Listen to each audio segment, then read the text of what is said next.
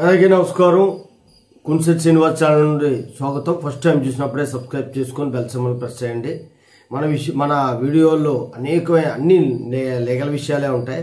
Supreme court high court జడ్జిమెంట్లు కూడా ఉంటాయి. ఎందుకు చెప్తాను అంటే సుప్రీంకోర్టు హైకోర్టు జడ్జిమెంట్స్ చాలా కీలకం.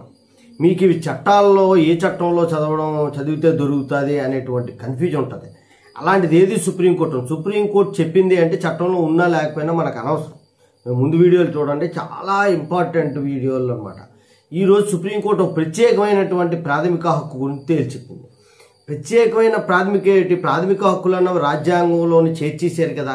ఆర్టికల్ 14, ఆర్టికల్ 21లోకే వస్తాయి అని చెప్పేసి కొన్ని విషయాల్ని లేవనెత్తు సుప్రీంకోర్టు చెప్పింది. అందులో పర్యావరణ తాలూకా మార్పుల దుష్ప్రభావం నుంచి విముక్తి, పర్యావరణాన్ని రక్షించే అంటే దీని తాలూకా భావం ఏంటంటే పర్యావరణానికి శుభ్రమైన పర్యావరణాన్ని పౌరుడికి అందించడం అనేటువంటిది కూడా ప్రభుత్వం తాలూకా బాధ్యత అన్న విషయాన్ని చెప్పింది.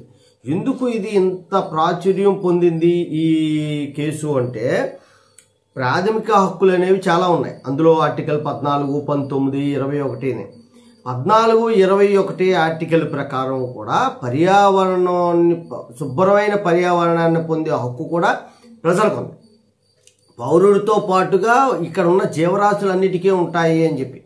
ఎందుకు ఈ కేసు మీద అసలు కేసు ఏంటి, ఎందుకు ఇంతవరకు వచ్చిందంటే ఒక ఆయన సుప్రీంకోర్టులో కేసు వేసాడు. ఏంటంటే బట్టమేక పెట్ట అని చెప్పేసి ఒక పెట్ట ఉంటుంది.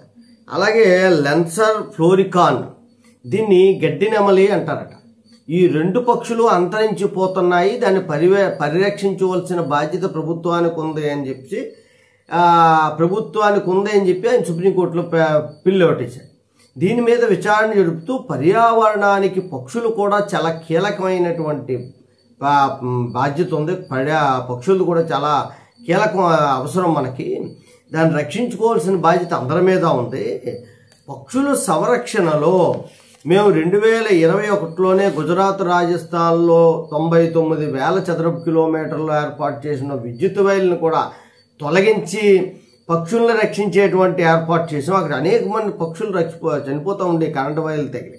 వాటి కోసం ఈ 99,000 చదరపు కిలోమీటర్లు ఏర్పాటు చేసినటువంటి వాటిని తొలగించమని కూడా మేము ఆదేశాలు ఇచ్చాము. అంటే పక్షులకి ఎంత ఇంపార్టెన్స్ ఇస్తున్నామో పర్యావరణాన్ని కాపాడుకోవాలి. మనం అభివృద్ధి చేసుకుంటూనే పర్యావరణాన్ని కాపాడుకోవాలి అనేటువంటి తెలియదు. దీని పూర్తి వివరాలు మనకు అనవసరం, ఆ కేసులో మిగతా డిస్కషన్స్ మనకు అనవసరం. కానీ శుభ్రమైన పర్యావరణం కూడా పౌరుడికి తాలూకా ప్రాథమిక హక్కు అని చెప్పి సుప్రీంకోర్టు తెలియజేసింది. అంటే ప్రాథమిక హక్కుల్లో ఇది కూడా హక్కు. మీకు అక్కడ ఉండకపోవచ్చు, 14, 19, 21, 20 అన్నది ఉండకపోవచ్చు. కానీ 14 మెన్షన్ చేసింది జడ్జిమెంట్లో. 14 ఆర్టికల్లో 21 ఆర్టికల్ ప్రకారం కూడా ఈ శుభ్రమైన పర్యావరణాన్ని పొందే హక్కు పౌరుడికి ఉంది. పౌరుడికే కదా ప్రతి జీవరాశికి ఉందన్నటువంటి విషయాన్ని మనకు తెలియజేసింది. అంతేకాకుండా పక్షుల్ని సంరక్షించుకోకపోతే అనేక ఇబ్బందులు పడేటువంటి పరిస్థితి ఉంటుంది. కాబట్టి దాన్ని కూడా సంరక్షించుకోవాల్సిన బాధ్యత ప్రతి ఒక్కరి మీద ఉందన్న విషయాన్ని కూడా తెలియజేసేది. జై హింద్, భారత మాతా కీ జై.